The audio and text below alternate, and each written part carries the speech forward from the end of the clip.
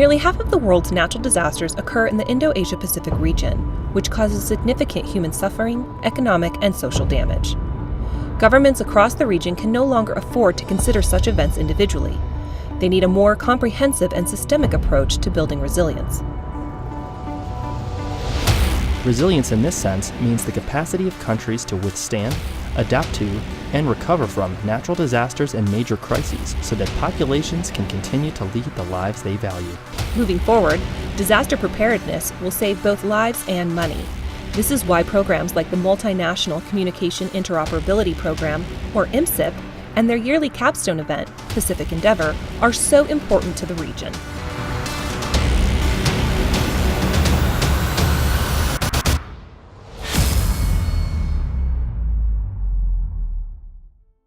The mission of MSEP is to bring together partner nations in the region. We also bring together academia, industry, and government and non-government organizations. We come together for an annual workshop known as Pacific Endeavor, and here we're able to identify gaps as they relate to communications and disaster response. And we're also able to identify processes as a mitigation factor, so when those disasters do occur, we have methods to work together on the ground.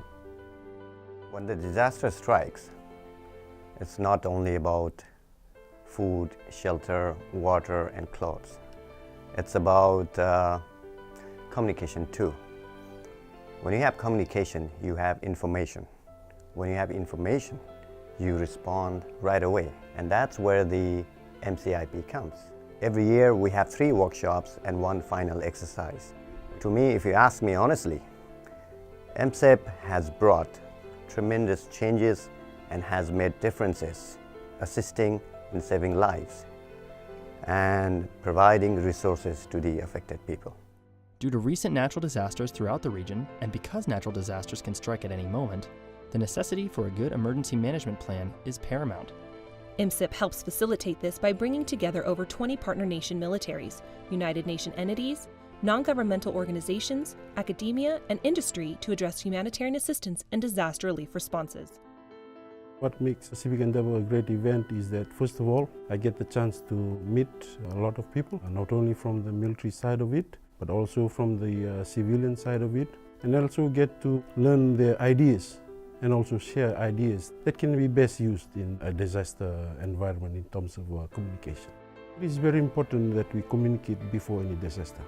During a disaster or immediately after a disaster, you do not have the time and space to get to know each other and know their ideas. It is very vital that we get to know each other and know what is available before any disaster happens. The Australian Defence Force requested to host Pacific Endeavor 2016 because of the likelihood of a repeat cyclone hitting the city of Brisbane. I think it's important for Australia to host this year's Pacific Endeavor for a number of reasons. Australia has historically been an active participant in humanitarian assistance operations within the region. And for us, the program is an excellent opportunity to continue to build on what we learned from those operations. And it is an opportunity for me to start to build those essential relationships with my counterparts throughout the region, so that when something happens, I can pick up the phone, find out from them exactly what's going on informally, so what they actually need, to then assist the formal process to make sure we get support there, to make sure we can help people as soon as possible. This year's capstone event saw progression in training as they moved from a tabletop exercise in PE 2015 to a more hands-on field training exercise, or FTX, in 2016. What we did is we took the gains that we occurred last year in the Philippines, and we've applied that to a field training exercise this year for 2016. The field training exercise puts the operators in a real-world event where they're able to deploy their radio systems and communicate back to the simulation center, which serves as our multinational coordination center. This year's field training exercise will be based on a Category 5 cyclone event that brings flooding and widespread destruction to the greater Brisbane area. The exercise scenario will include up to 6 isolated communities between Brisbane and the north and south coasts. PE16 will see a multinational communications network that could be used in such a real-world HRDR event. Some of the things we want to achieve with this FTX is sending email over HF radio transmissions. We have some interesting challenges because all the countries have their own radios and some of them are different. So we set up almost a hub-spoke kind of communication center where they're going to take their orders from a director or a deputy director. They're going to have some objectives. Some of them are going to be sending pictures, send an email, and some voice tests as well. Pacific Endeavor simulates how participants would react in a real-world disaster. A field training exercise was organized by a team called the White Cell to create a scenario that would place participants in a humanitarian assistance disaster relief situation. The Pacific Endeavour exercise practices communications interoperability between the participating multinational contingents in support of an HADR scenario. So White Cell members will be role-playing personnel from those external commands, and they'll be interfacing with the exercise organisation through email and telephone with the Pacific Endeavour Multinational Coordination Centre. And this is how we provide a degree of reality to the exercise and how we can control progress. This year's White Cell consisted of communication experts from different areas, including Humanity Road, Pacific Disaster Center, and the United Nations World Food Program. These experts used their real-world experiences to guide communication processes. Humanity Road is a first responder in social media online. We have 3 different program service areas, and disaster response is just one side of it. On the day the exercise starts, the White Cell is comprised of entities who are simulating actors for the event itself to create that realistic scenario. The reason I'm here is process improvement is such an important role. We may be the experts in the field of social media and data mining in social media, but we have a responsibility to bring that knowledge back into a program like this so that that learning curve becomes shorter for those who are deploying into the field and facing the same challenges of managing data and information sharing in the field. While the scenario-based training is critical, it's just as important to make sure these concepts are being understood through model-based training. During the 2-week event, participants broke out into various senior leader engagements, hands-on equipment assessment, and information sharing modules, including Cyber Endeavor and Phoenix Endeavor. All of the Endeavor workshops are fully collaborative events that link military and industry participants to develop fundamentals during an HADR event. Cyber Endeavor brought individuals together to familiarize themselves on best practices as it applies to information assurance computer network defense. The Cyber Endeavor module covers off on predominantly a blue or a friendly orientated focus. It focuses on the hardening of networks against the 11 vectors of attack. It's important that we learn about cyber attacks because in the last 2 years, 65% of Australian organisations were affected by cybercrime. If you were to put this into a HADR degraded communications environment, you can see how an already vulnerable system can be even more vulnerable to attack. Phoenix Endeavor focused on spectrum fundamentals and helped develop core competencies among MSEP countries in spectrum management preparedness and operations. Spectrum, in the sense that we're dealing with here at Pacific Endeavor, is the encompassing of all of the radio frequency spectrum that's used for communications that's related to humanitarian assistance, disaster relief. We have focused on really doing Spectrum Management 101, just really covering the basics and making sure that everyone's on the same page. Along with the modules, technical operational assessments were conducted to develop the multinational capacity to deploy and manage data and transmission networks, use multiple channels of communication, and the implementation of multinational forces standard operating procedures. The Joint Interoperability Test Command assessed network installation procedures, reliability, security, and video voice service capability to support the exercise architecture. In this module, what we're doing, we're assessing the HF capability of using a data network. So each nation brought their own individual radio, and that will be integrated into a common network that will be used for the scenario. Participants will perform operational interoperability assessments based on the common voice and data modes of operation using HF and VHF radio communications.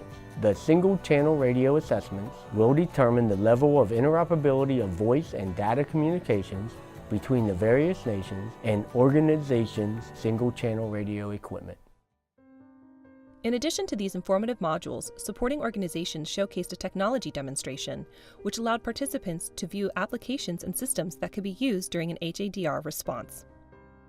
It's very important for us as a program to integrate not only militaries from around the region, but also our industry, academia, and other humanitarian organizations. Whenever a disaster strikes or a humanitarian crisis, all these entities come together and they need to work together.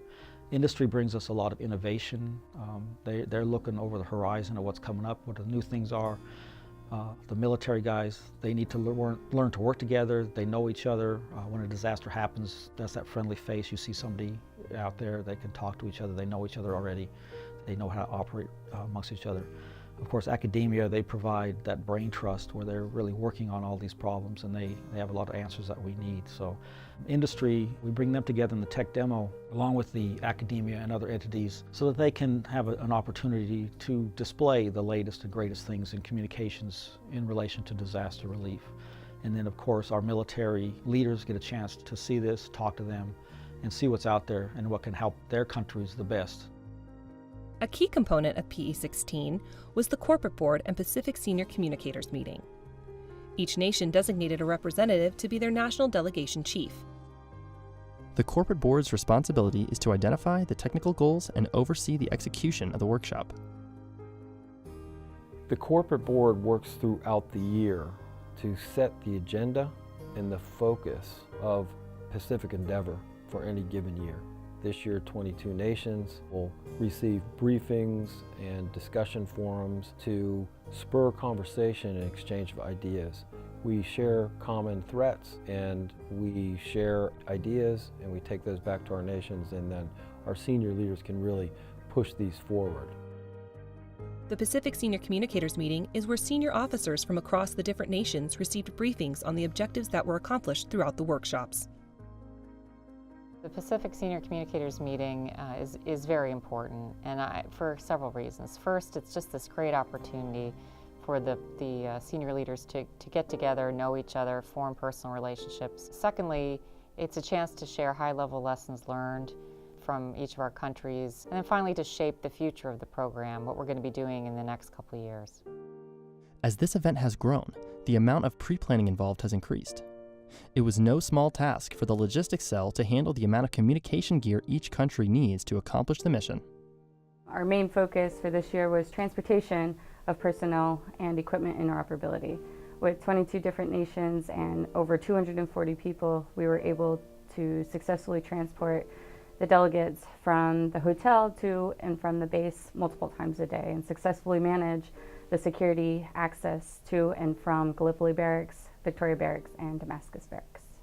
In terms of equipment logistics, we were able to streamline the process of transporting equipment into Australia by providing countries who hand carried their equipment with Border Force notification letters.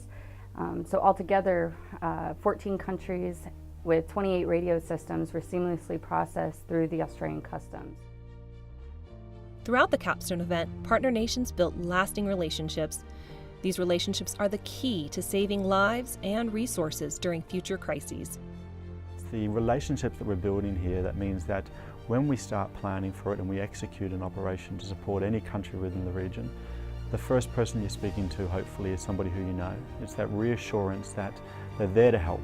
You know them, you have that relationship that will see you through to the rest of the operation. Pacific Endeavor 2017 will be hosted in the United States. Next year we'll be in California, in the Silicon Valley area. So it gives us a chance to collaborate with a lot of the responders in California who are, of course, are experts at that type of situation and what do they do in disaster situations like this, and we can learn a lot from each other.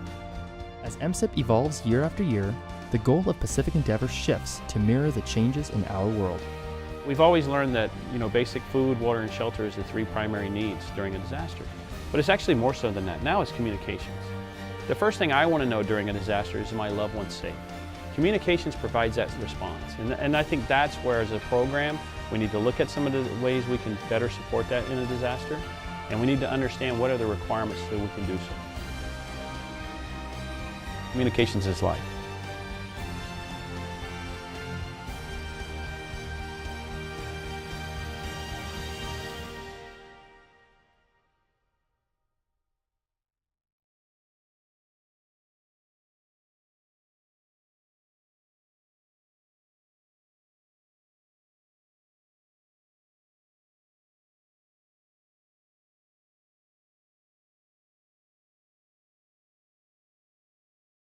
Most likely the scenario will probably be an earthquake because that area, of course, is prone to earthquakes.